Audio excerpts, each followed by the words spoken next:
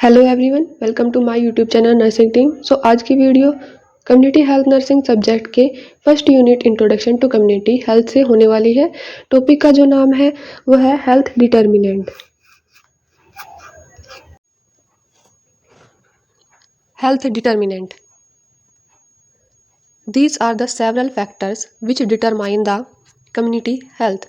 ये कुछ फैक्टर्स होते हैं जो किसी भी कम्युनिटी की हेल्थ को डिटरमाइन करते हैं। अब कम्युनिटी हेल्थ क्या होता है? Community means group of people जो एक पर्टिकुलर जोग्राफिकल एरिया के अंदर रह रहे हैं, एक साथ रह के, और वो अपनी नीड्स को पूरा कर रहे हैं, और उससे उसकी हेल्थ के ऊपर भी कोई ना कोई इफेक्ट होगा। तो उसकी हेल्थ मीन्स उसका जो स्टेट है फिजिकली, मेंटली और सोशली, उस कम्युनिटी की जो स्टेट हो गई उसको क्या बोला जाएगा? कम्युनिटी हेल्थ बोला जाएगा। उसके ऊपर जो भी इफेक्ट या फैक्टर्स अफेक्ट करेंगे उनको पता लगाने के लिए हेल्थ डिटर्मिनेंट का यूज़ किया जाता है।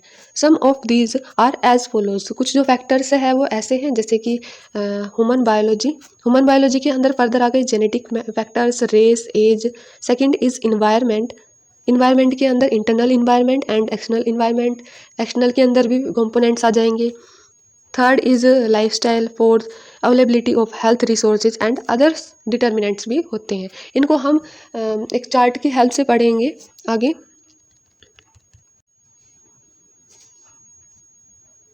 Determinants of community health. First is human biology. इसमें genetic factors, race, age, environment, internal और एक्सटर्नल। एक्सटर्नल के अंदर फिजिकल, बायोलॉजिकल, केमिकल, सोशल, ये आ गए।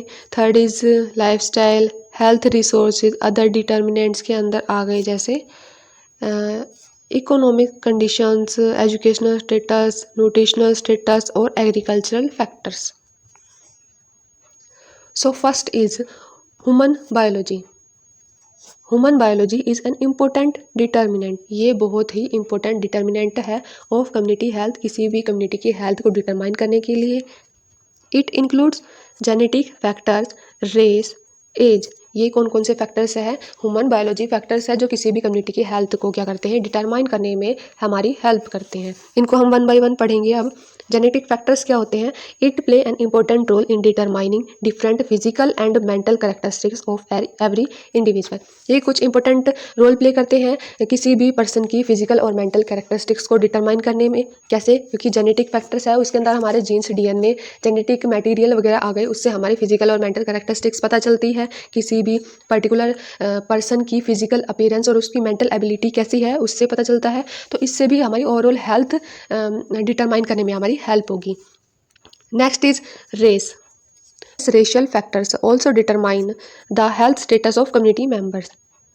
कुछ जो रेशियल फैक्टर्स होते हैं, जातीय फैक्टर्स होते हैं, प्रभाव होते हैं, वो क्या हेल्प करते हैं हमारी डिटरमाइन करने में किसी भी कम्युनिटी के मेंबर का कैसा हेल्थ स्टेटस है। As people of different races have different custom, belief and attitude. क्योंकि हर एक जाति का अलग अलग रीति रिवाज होता है, बिलीफ होते हैं, उनके मानने के तरीके अलग होते हैं, और उनके एटीट्यूड, प्राथमिकताएं भी अलग अलग होती हैं। सो उनकी जो कम्युनिटी हेल्थ है, उनकी जो हेल्थ होगी वो भी अलग अलग ही होंगी। That's why some disease are more common in any specific race. इसलिए क्या होता है कि पर्टिकुलर एक जाति के अंदर एक जो बीमारी होती है वो ज़्यादा कॉमन होती है, वेयर एज वही जो बीमारी होती है this disease are less common in any other species. वही जो बीमारी होती है वो दूसरी जाति के अंदर लेस कॉमन देखने को मिलती है। वो एक जाति के अंदर तो ज़्यादा देखने को मिलेगी और एक के अंदर कम देखने को मिलेगी। सो उससे उसके बाद है as. Infant, children and old persons are more prone to occurrence of disease in comparison to adult। जो इन्फेंट होते हैं, इन्फेंट मीन्स 1 साल से छोटा बच्चा, चिल्ड्रन बच्चे, और जो बूढ़े लोग होते हैं वो ज़्यादा प्रोन होते हैं किसी भी डिजीज़ कंडीशन उनके अंदर अराइज जल्दी हो जाती है एज़ कम्पेयर टू अडल्ट। क्योंकि अडल्ट की जो इम्यूनाइजेशन पावर होती है, इम्यूनिटी होती है, वो ज़्यादा होती है, तो उनके अंदर कोई भी वायरस वगैरह अटैक करने से वो रिकवर कर लेते हैं जल्दी। बट जो बच्चे होते हैं और बूढ़े होते हैं उनकी इम्यूनिटी पावर इतनी ज़्यादा अच्छी नहीं होती, उनकी इम्यूनिटी लो होती है। सो कोई भी फॉरेन पार्टिकल्स या फॉरेन जो बॉडी माइक्रो ऑर्गेनिज्म वगैरह है वो उन पे अटैक कर देते हैं, उनके अंदर कोई भी डिजीज कंडीशन है वो जल्दी से अराइज हो सकती है। ठीक है। So next is certain disease are more common in specific age group. कुछ जो बीमारियां होती हैं वो पर्टिकुलर एज ग्रुप के अंदर ज़्यादा देखने को मिलती है, ज़्यादा कॉमन देखने को मिलती है, जैसे कि for example disease like diphtheria are more common in children. वो चिल्ड्रन के अंदर, बच्चों के अंदर डिप्थीरिया नाम की बीमारी बहुत ज़्यादा देखने को मिलती है। डिप्थीरिया मीन्स थ्रोट इन्फेक्शन, गले में इन्फेक्शन हो जाता है। Hypertension in the age group of 45 to 50 years. BP high की जो समस्या है वो 40 से या 45 से जो ऊपर के बुजुर्ग होते हैं, बुजुर्ग लोग, उनके अंदर ज़्यादा देखने को मिलती है।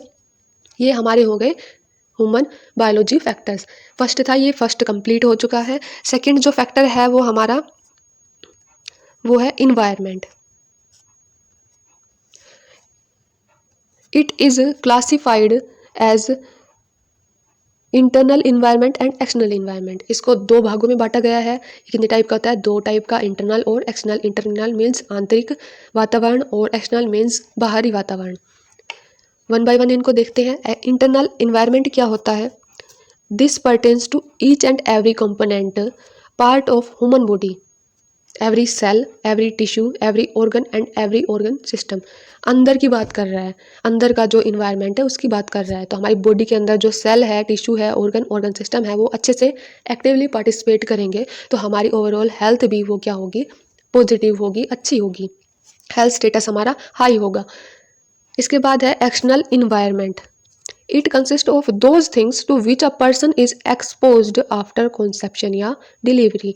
ये वो इन्वायरमेंट होता है जब कोई भी पर्सन है वो पैदा होता है, मतलब उसकी जो माँ है उसकी डिलीवरी होने के बाद जब बच्चा बाहर जन्म लेता है और बाहर के इन्वायरमेंट को देखता है तो वो जिस भी चीज़ को देखेगा वो क्या होगा? एक एक्सटर्नल इन्वायरमेंट के अंदर आएगा। इसके अंदर कंपोनेंट होते हैं जैसे कि physical, biological, chemical and social.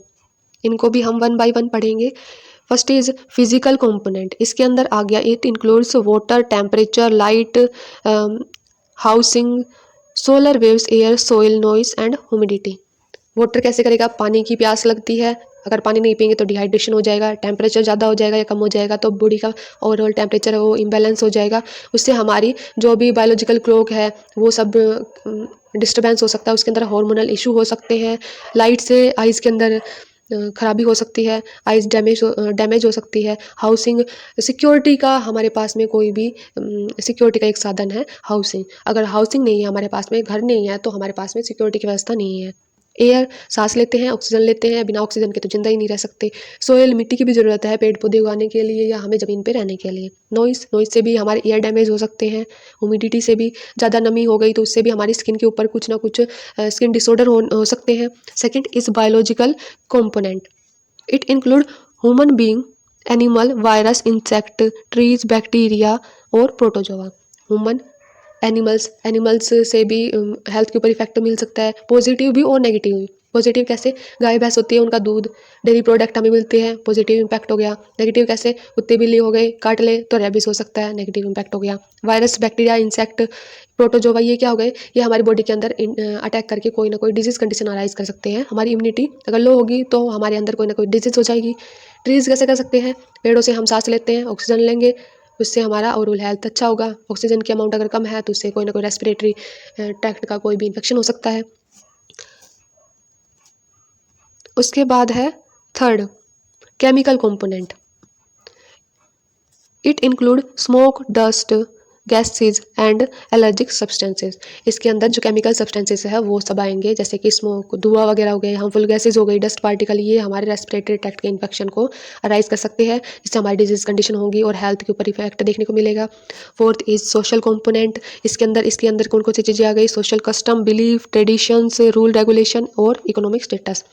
किसी भी पर्टिकुलर सोसाइटी के अंदर रह रहे लोगों का रीति रिवाज कैसा है, उन चीज़ों को मानने का प्राथमिकता कैसी है, उनके ट्रेडिशनल्स रीति रिवाज कैसे हैं, उनके रूल रेगुलेशन कौन कौन से फॉलो करते हैं और उनका इकोनॉमिक स्टेटस कैसा है, पुअर है या फिर रिच है। अगर पुअर होंगे तो रिसोर्सेज कम होंगे और अच्छे से चीज़ें नहीं खा पाएंगे, जो हाइजीन वगैरह मेंटेन नहीं कर पाएंगे, उससे हेल्थ के ऊपर इम्पैक्ट मिलेगा।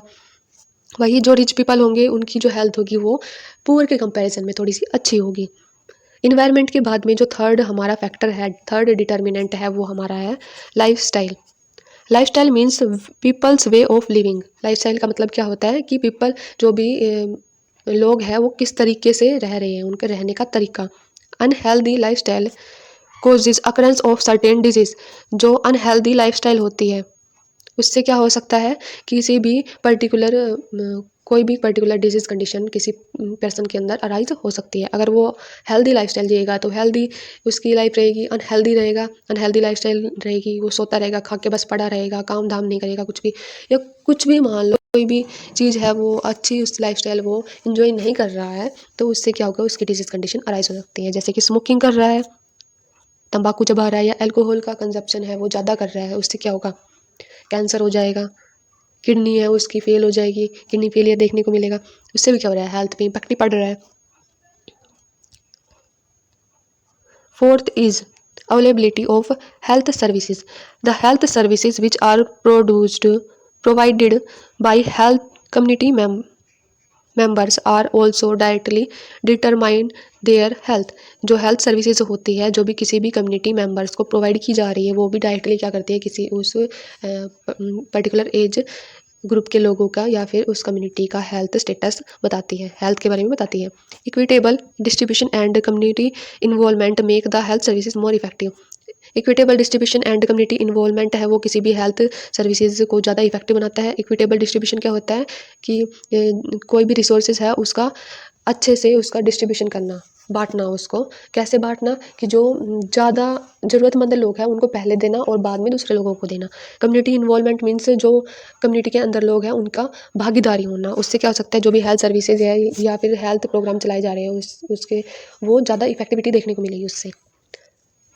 Next is other determinant. कुछ अन्य डिटर्मिनेंट भी होते हैं, जैसे कि इकोनॉमिक कंडीशन। किसी पर्टिकुलर कम्युनिटी में रह रहे लोगों का इकोनॉमिक स्टेटस अगर अच्छा नहीं है, अगर उन लोगों का पुअर स्टेटस है, तो वो अच्छे से रिसोर्सेज अवेलेबल नहीं होंगे उनके पास में, फूड रिसोर्सेज नहीं होंगे और भी रिसोर्सेज नहीं होंगे। सो उससे क्या होगा, उनका जो हेल्थ स्टेटस है वो डाउन चला जाएगा और उनकी ओवरऑल हेल्थ पे इम्पेक्ट पड़ेगा। Educational status. एजुकेशनल स्टेटस अगर वो लोग एजुकेटेड नहीं है, पढ़े लिखे नहीं है, तो उससे क्या होगा, उनको नॉलेज नहीं होगी कि उन्हें क्या खाना पीना चाहिए, कैसे उनको हाइजीन अपनी मेंटेन रखनी चाहिए, तो उससे उनकी हेल्थ के ऊपर इम्पैक्ट देखने को मिलेगा। Nutritional status.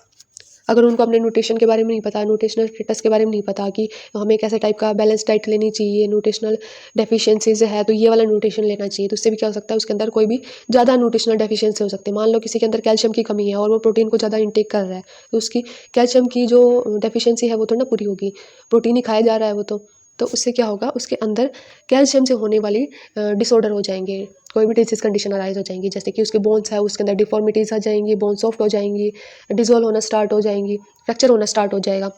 चाहे तो थोड़ा सा गिरा, चोट लगी तो उससे फ्रैक्चर हो गया, ठीक है।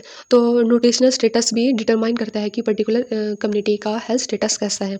नेक्स्ट इज एग्रीकल्चरल फैक्टर्स भी डिटरमाइन करते हैं कि किसी कम्युनिटी की हेल्थ कैसी है, कैसे कि जो भी किसान है वो कृषि कर रहा है तो वो केमिकल फर्टिलाइजर, इंसेक्टिसाइड और पेस्टिसाइड्स का अगर यूज़ कर रहा है, तो उससे क्या होगा, जो वो फूड जो भी उससे पैदा हुआ उस फूड को अगर कोई पर्सन कंज्यूम कर लेगा, तो उसके अंदर भी केमिकल इंसेक्टिसाइड पेस्टिसाइड्स वगैरह है, तो वो उसके बॉडी के अंदर डायरेक्टली चले जाएंगे, जिससे बॉडी सिस्टम के ऊपर इफेक्ट पड़ेगा, मतलब हमारी हेल्थ इफेक्ट हो गई। तो इन सब चीज़ों से, ये जो फैक्टर्स है, ये जो डिटर्मिनेंट्स हैं, इन सब चीज़ों से हमारी हेल्थ का हमें पता चलता है कि किसी भी कम्युनिटी की हेल्थ कैसी है, अच्छी है या बुरी है। उसी से हम उस रिजल्ट से ही हम किसी कम्युनिटी के लिए health services, health resources, health programs या रिसर्च करके हम उनका डिस्ट्रीब्यूशन वगैरह, हेल्थ प्रोग्राम्स वगैरह चला सकते हैं। Hope you guys like my video. अगर आपको वीडियो अच्छी लगी हो तो चैनल को सब्सक्राइब कीजिए और वीडियो को लाइक कीजिए। Thank you for watching.